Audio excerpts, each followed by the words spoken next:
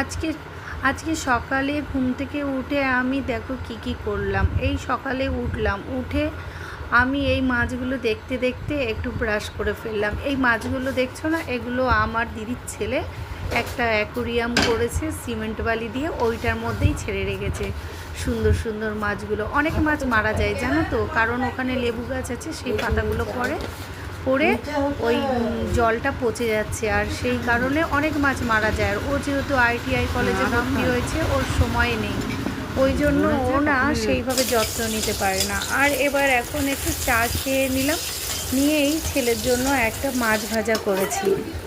ছেলেকে মাছ ভাজা দিয়ে আজকে ভাত খাওয়াবো। আর এইদিকে আমাদের জন্য হবে মাছের ঝোল। দিদি রান্না করছে, আমি এখন বাপের বাড়ি রয়েছি। দিদি রান্না করছে। আমার বড়দি জানো তো বাপের বাড়িতেই থাকে, কারণ আমার তো বাবা নেই, আমার মা একা থাকে, সেই জন্য দিদি মায়ের সাথেই থাকে, আর দিদি দুই ছেলে মায়ের সাথে থাকে। তারপর এই মাছগুলো ভেজে নিয়েছে দিদি, এইদিকে পেঁয়াজ লঙ্কা দিয়ে টমেটো দিয়ে মাছের ঝোল করছে। দিদির হাতে রান্না খেতে আমার ভীষণ ভালো লাগে। আর কয়দিনের মধ্যেই আমি চলে যাবো শ্বশুরবাড়ি। তো তারপর চা খেয়ে ঠিক পোষায়নি, লিকার চা খেয়েছিলাম, একটু দুধ চা করে নিয়েছি, কারণ আমার দুধ চা খেতে ভীষণ ভালো লাগে। দুধ ছিল না, ওই জন্য দিদি পাশের দাদাদের বাড়ি থেকে দুধ নিয়ে এসছে।